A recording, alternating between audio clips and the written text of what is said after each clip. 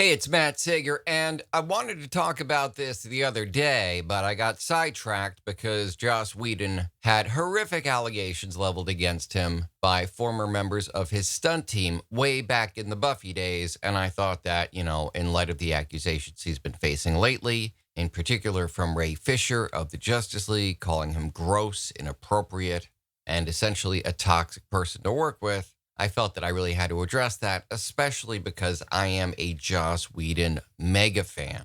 Not every single thing he's done, but in particular, Buffy, Angel, Firefly, those things meant an enormous amount to me, as I'm sure they meant to many of you in my audience. Those were seminal pieces of work.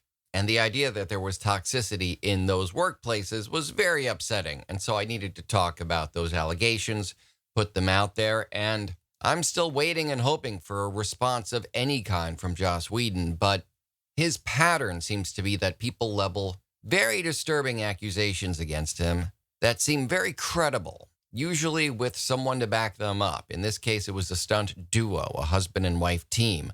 Buffy's former stunt coordinator and the stand-in for the Slayer herself, Sarah Michelle Gellar, told a tale of really horrific behavior by Joss in Buffy seasons 1 through 4.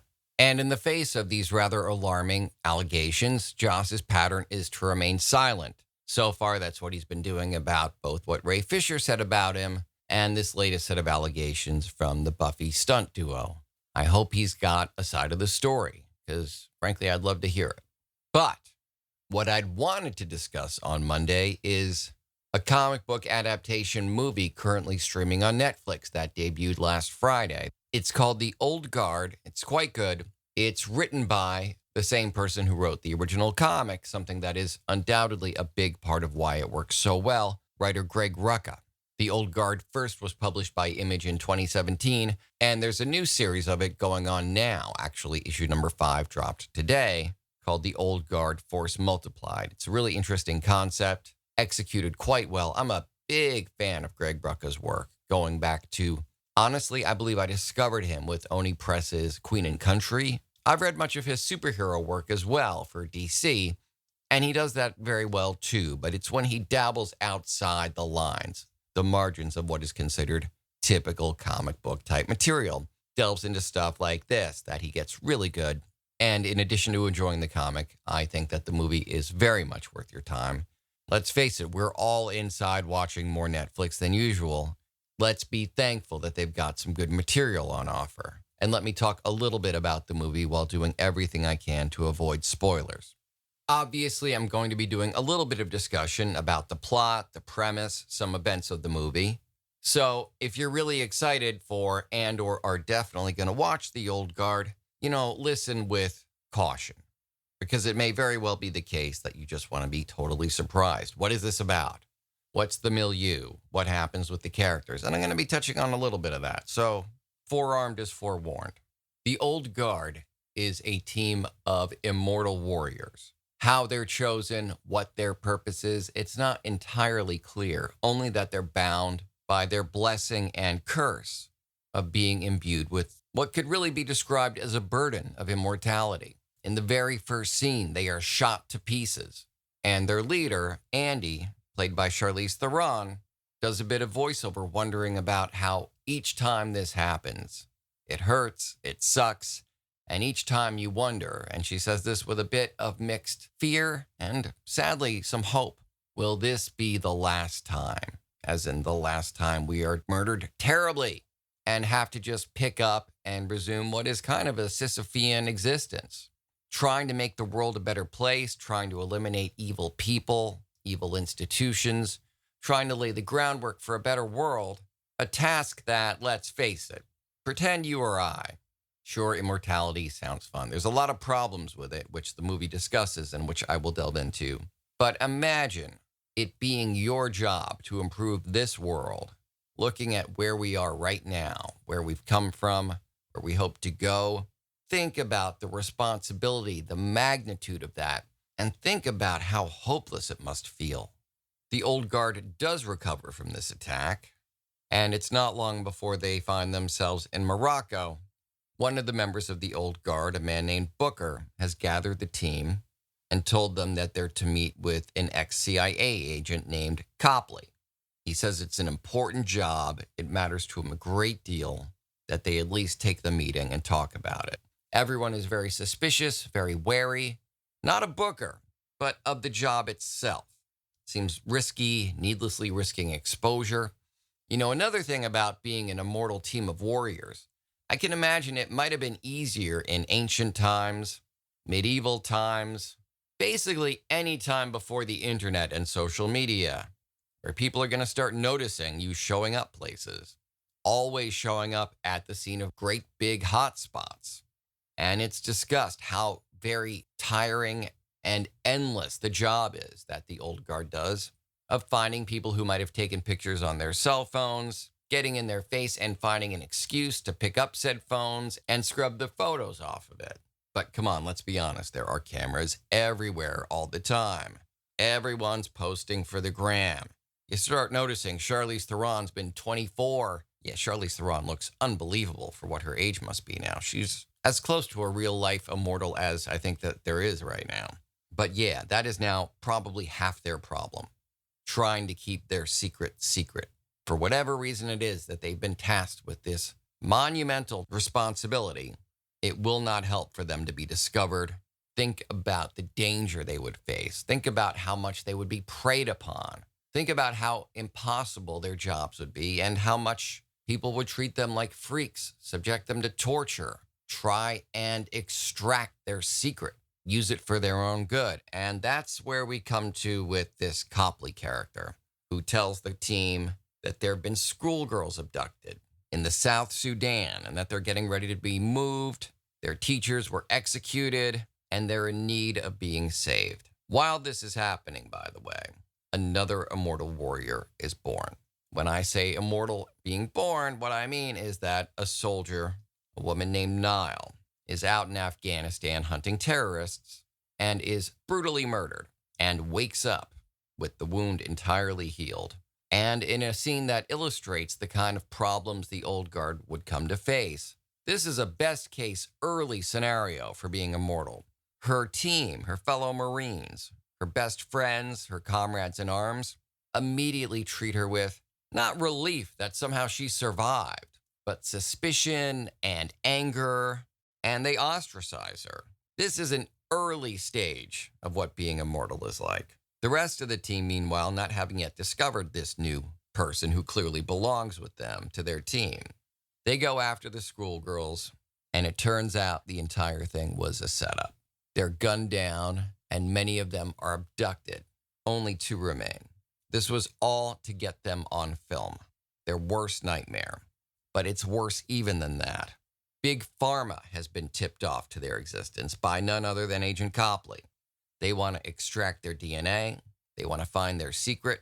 They want to use it to help people, although this egomaniacal Big Pharma executive really wants to help himself. He wants to have a monopoly on immortality and use it to make billions, be a superstar in his field. He's a sociopath. This Copley is a piece of garbage to have betrayed them like this. But it gets worse because it turns out they are, in fact, betrayed from within. Someone tipped off Copley to tip off this Big Pharma executive. Meanwhile, the old guard is dreaming of each other. There are elements of both Wolverine in the way that the team recovers from the worst wounds imaginable, and Buffy. For instance, Charlize Theron's character dreams of this new member of the old guard and realizes they have to go find her and recruit her, bring her into the fold, for her own sake as much as theirs. Because, as is later discussed by one of the members of the old guard who was not abducted, Booker, immortality is a curse. He discusses his 3 children who all died while he remained young and vibrant and healthy, and how everyone he knew, and he's warning Nile of the pain she's going to experience, everyone he knew died, and it wasn't just that he lost them. They died hating him, resenting him, despising him, and thinking he was a freak, which, okay, being immortal, fairly apt. As for the members of the old guard who were being transported to be experimented upon, vivisected, some excellent portrayal and inclusion here. It's a same-sex relationship, one that has lasted for centuries, and one that, minor spoiler alert, survives the horrific experience that the Old Guard will be put through, being experimented upon and eventually making their escape. Joe and Nikki, they've survived it all, and they'll probably survive long into the future. We do learn that there was another member of the Old Guard, one that Andy worked with, the first person she worked with hundreds of years ago. And she too, although she faced death fearlessly again and again with Andy, Charlize Theron's character, Gwen was eventually captured, locked away forever, and presumably driven insane with torment. And so there's nothing that the Old Guard fears more than just what is happening to them now. And so a rescue is, of course, launched. It's not easy. It's very ugly. And it's terrible that these people who have sacrificed everything, who worked tirelessly for centuries to protect mankind, now have to save themselves from that same ungrateful species of capitalist, evil people. And it's in the midst of this, and here's where the plot gets a little bit weak. The fulcrum on which this entire plot is balanced is really Agent Copley, the Judas Iscariot of the story, who in the middle of all this action decides, oh, I was kind of wrong. Gosh, I shouldn't have subjected these people to torture. I've suddenly done a ton of research and realized that they're heroes and should have been left alone. Stupid me. Darn it, Copley. And so he sides with them, betrays those to whom he betrayed the Old Guard, and helps them make good their escape. Nile, the newest member, discovers just how powerful she is and how good it feels to have a purpose, how great it's going to be. Admittedly, it's going to be really sad being an immortal, as Booker said, and in fact, the Old Guard and Copley worked to create a cover story to let her family know she was killed in action in Afghanistan so that she doesn't have to go through what Booker did. A long story, very short, after a great deal of doubt, resulting in what could very well be. See, here's the thing about being immortal. It turns out that every now and then a member of the Old Guard, for reasons not made really clear, the immortality goes. They have lost members before, and it appears as though Charlize Theron's character might be the next to go. That might be why Nile was called. But maybe why Nile was called was to remind Charlize Theron's character, Andy, why they do what they do. That people are worth saving. Maybe the real theme here is that we're all given these amazing gifts, that of life, that of free agency. And what is it? What do we do to deserve it if we don't find purpose and don't try to help people? That is, long story short, the theme of the Old Guard. And as for Copley's role in that, he is told in no uncertain terms that his penance, because, these immortals could rip out his spleen and shove it down his throat. Instead, they tell him he is going to be their man on the inside from now on. He will be the one to keep them off of everybody's security cam footage, off social media. He will keep their secret. Furthermore, he will find jobs worthy of their skills. He will find people who desperately need saving, monsters who desperately need putting down. He will be the one to help them live their best lives as immortal warriors. And it's not an ask.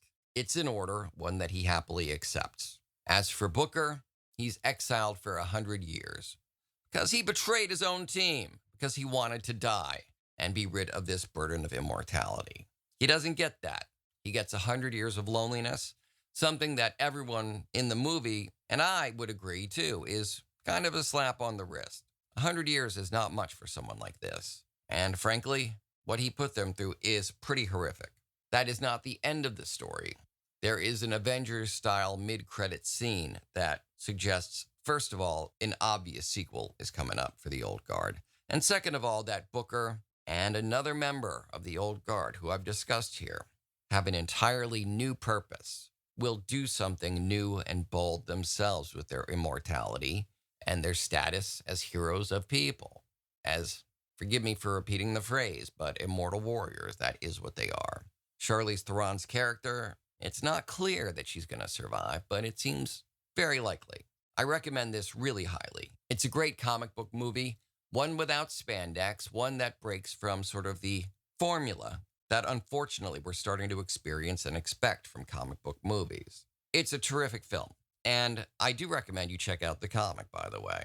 Like I said, there's a whole new miniseries out now, so You could do a lot worse than jumping on. I'm sure it's available on imagecomics.com or Comixology. Worst case scenario, I'm sure you can order it from Amazon. Checking out the comic of The Old Guard, seeing the inspiration for this great movie, is also very much worth your time. Thanks as always. Please consider subscribing to this show, whether you're on YouTube, in which case you can also hit the bell for notifications, or if you're listening on a podcast app, you can subscribe there. I'd also love it if you left me reviews. You can follow me on social media. Check out the links in this episode's description. Also, if you'd like to support this podcast, there's links for how you can do that in this episode's description as well. Thanks, and I'll talk with you soon.